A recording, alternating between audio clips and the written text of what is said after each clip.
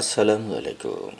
আজ ২৮ জানুয়ারি ২০২৫ খ্রিস্টাব্দ, ১৪ মাঘ ১৪৩১ বঙ্গাব্দ, ২৭ রজব ১৪৪৬ হিজরি, মঙ্গলবার। সংবাদ পাঠ করছি মনির হোসেন কামাল। প্রথমেই শুনবেন সংবাদ শিরোনাম। শুক্রবার শুরু হচ্ছে বিশ্ব ইজতেমার প্রথম পর্ব। মিথ্যা ধর্ষণ চেষ্টার মামলা করে গৃহবধূ কারাগারে। পটুয়াখালীর বাউফলে যুবক খুন। অ্যাকশন মুভি দেখে নিজের পেটেই ছুরিকাঘাত করলেন রায়হান। ওষুধ ভেবে কীটনাশক পান করে ভাঙায় নারীর মৃত্যু। বরগুনায় সিভিক ফোরামের জেলা কমিটি গঠন। বাউফলে বিধবা নারীর ঝুলন্ত লাশ উদ্ধার। মাইকিংয়ে রেকর্ড করা হয় লোকবেতারে। শুনলেন সংবাদ শিরোনাম, এবার বিস্তারিত।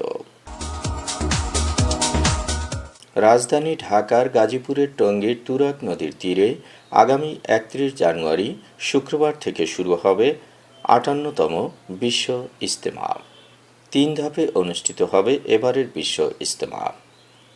বাংলাদেশ তাবলিগ জামাত সুরায়ে নেজামের অধীনে আগামী ৩১ জানুয়ারি শুরু হয়ে ২ ফেব্রুয়ারি আখিরি মোনাজাতের মধ্য দিয়ে শেষ হবে বিশ্ব ইজতেমার প্রথম ধাপ। এরপর ৩ ফেব্রুয়ারি দ্বিতীয় ধাপ শুরু হয়ে ৫ ফেব্রুয়ারি আখিরি মোনাজাতের মাধ্যমে শেষ হবে। এরপর ৮ দিন বিরতি দিয়ে ১৪ ফেব্রুয়ারি তৃতীয় ধাপের বিশ্ব ইজতেমার আয়োজন করবে সাত অনুসারীরা। ১৬ ফেব্রুয়ারি রোববার আখিরি মোনাজাতের মধ্য দিয়ে শেষ হবে ২০২৫ সালের বিশ্ব ইজতেমা। মিথ্যা ধর্ষণ চেষ্টার মামলা করায় মাজেদা নামের এক গৃহবধূকে পাঠানো হয়েছে কারাগারে। গতকাল মামলার বাদী মাজেদা নারী ও শিশু নির্যাতন দমন ট্রাইব্যুনালে হাজির হয়ে জামিনের আবেদন করেন। ওই ট্রাইব্যুনালের বিচারক জেলা ও দায়রা জজ বেগম লাইলাতুল ফেরদৌস জামিন আবেদন নাকচ করে তাকে জেল হাজতে প্রেরণের নির্দেশ দিয়েছেন। মাজেদা বেগম বরগুনার বেতাগী উপজেলার গাবতলী গ্রামের রফিক হাওলাদারের মেয়ে। গৃহবধূ মাজেদা বাদী হয়ে ২০২৩ সালের ২৪ সেপ্টেম্বর ওই ট্রাইব্যুনালে ইউসুফ হাওলাদারের বিরুদ্ধে ধর্ষণ চেষ্টার অভিযোগে মামলা করেন।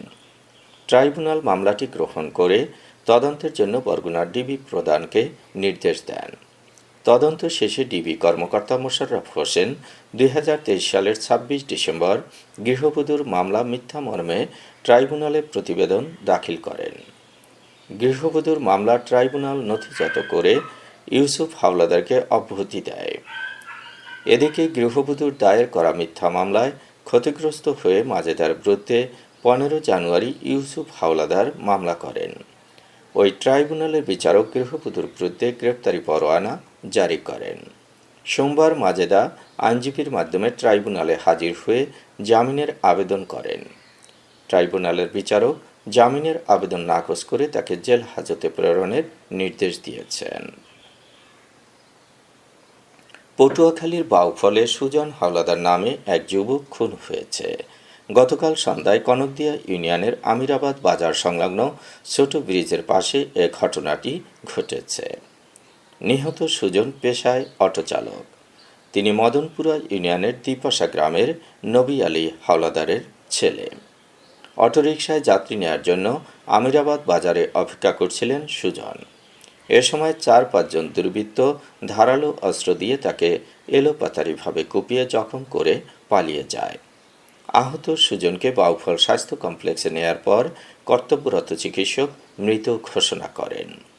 নিহতের বাবা নবী আলী হাওলাদার অভিযোগ করেছেন, উপজেলা ছাত্রদলের যুগ্ম আহ্বায়ক মিরাজের নেতৃত্বে তার ছেলে সুজনকে পিটিয়ে ও কুপিয়ে খুন করা হয়েছে।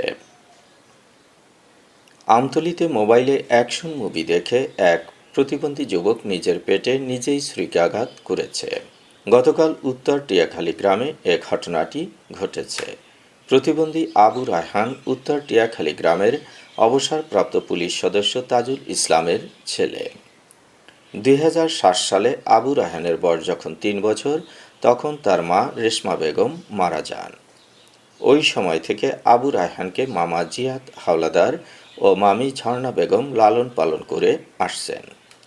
2020 সালে বাবা তাজুল ইসলামও মারা যান।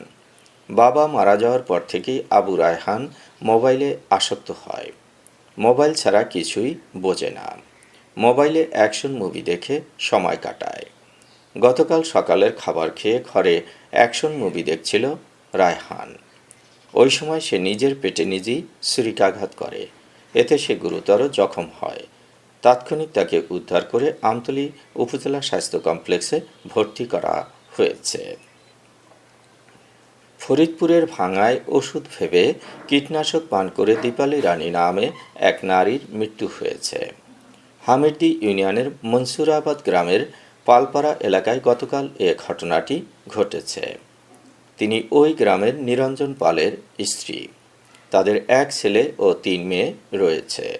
দীপালি রানী দীর্ঘদিন ধরে অসুস্থ ছিলেন। গতকাল সকাল 7:30টার দিকে ওষুধের সিরাপ ভেবে ভুল করে তিনি কীটনাশকের বোতলের বিষ পান করে মারা যায়।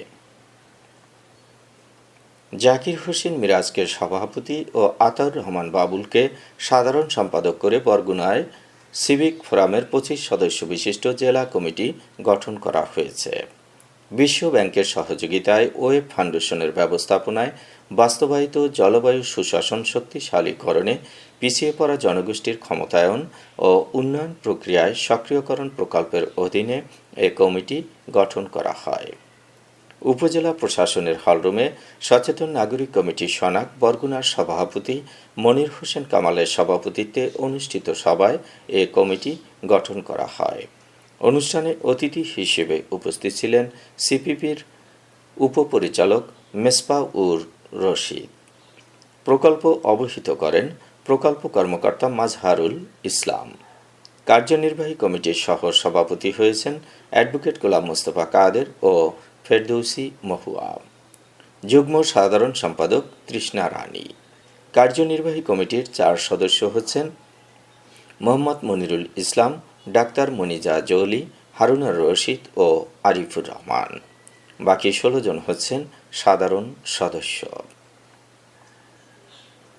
পটুয়াখালীর বাউফলে পিয়ারা বেগম নামের এক বিধবা নারীর ঝুলন্ত লাশ উদ্ধার করেছে পুলিশ। আজ সকালে কালাইয়া ইউনিয়নের উত্তর শৈলা গ্রামের নিজ বাড়ি থেকে লাশটি উদ্ধার করা হয়। মৃত পিয়ারা বেগম ওই গ্রামের মাতুব্বর বাড়ির মৃত হাশেম মাতুব্বরের মেয়ে। কয়েক বছর আগে স্বামী মারা যাওয়ার পর থেকেই বাবার বাড়িতে একাই থাকতেন পিয়ারা বেগম। তার 2 ছেলে ও 1 মেয়ে পরিবার নিয়ে পৃথকভাবে বসবাস করেন। মাইকিংয়ে রেকর্ড করা হয় লোকবেতারে। সুমধুর ও সুস্পষ্ট কণ্ঠে মাইকিংয়ের জন্য লোকবেতারের বিকল্প নেই। লোকবেতারের সাউন্ডপ্রুফ স্টুডিওতে করা হচ্ছে গান ও নাটকের রেকর্ড। সেই সাথে লোকবেতারে নামমাত্র টাকায় প্রচার করা হচ্ছে বিজ্ঞাপন। 15 সেকেন্ডের বিজ্ঞাপন প্রচারিত হচ্ছে মাত্র 500 টাকায়। 30 সেকেন্ডের বিজ্ঞাপন 1000 টাকা, 45 সেকেন্ডের বিজ্ঞাপন 1500 টাকা আর 1 মিনিটের বিজ্ঞাপন প্রচার করা হয় মাত্র 2000 টাকায়। নির্ধারিত টাকার বিনিময়ে প্রতিদিন কমপক্ষে 5 বার করে পুরো 1 মাস বিজ্ঞাপন প্রচার করা হবে। মাইকিং ও বিজ্ঞাপনের জন্য যোগাযোগ করবেন 0175556644 নম্বরে। এবারে শুনবেন আবহাওয়ার খবর।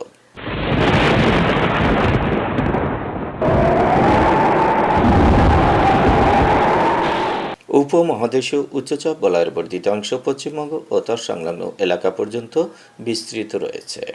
মৌসুমের স্বাভাবিক লঘুচাপ দক্ষিণ বঙ্গোপসাগরে অবস্থান করছে। এর বর্ধিত অংশ উত্তর পূর্ব বঙ্গোপসাগর পর্যন্ত বিস্তৃত। অস্থায়ীভাবে আংশিক মেঘলা আকাশসহ সারা দেশের আবহাওয়া শুষ্ক থাকতে পারে। মধ্যরাত থেকে সকাল পর্যন্ত দেশের উত্তর অঞ্চলে মাঝারি থেকে ঘন কুয়াশা এবং দেশের অন্যত্র হালকা থেকে মাঝারি ধরনের কুয়াশা পড়তে পারে। সারা দেশে রাত এবং দিনের তাপমাত্রা একরকমই থাকতে পারে। আজ দেশের সর্বোচ্চ তাপমাত্রা ছিল টেকনাফে 30.3 ডিগ্রি সেলসিয়াস এবং সর্বনিম্ন তাপমাত্রা ছিল দিনাজপুরে 10 ডিগ্রি সেলসিয়াস। বরগুনার সর্বোচ্চ তাপমাত্রা 27.2 ডিগ্রি সেলসিয়াস, সর্বনিম্ন 11.8 ডিগ্রি সেলসিয়াস। আগামীকাল সূর্যোদয় হবে ভোর 6টা 42 মিনিটে। সংবাদ শেষ করার আগে শিরোনামগুলো আবার পড়ছি। শুক্রবার শুরু হচ্ছে বিশ্ব ইজতেমার প্রথম পর্ব।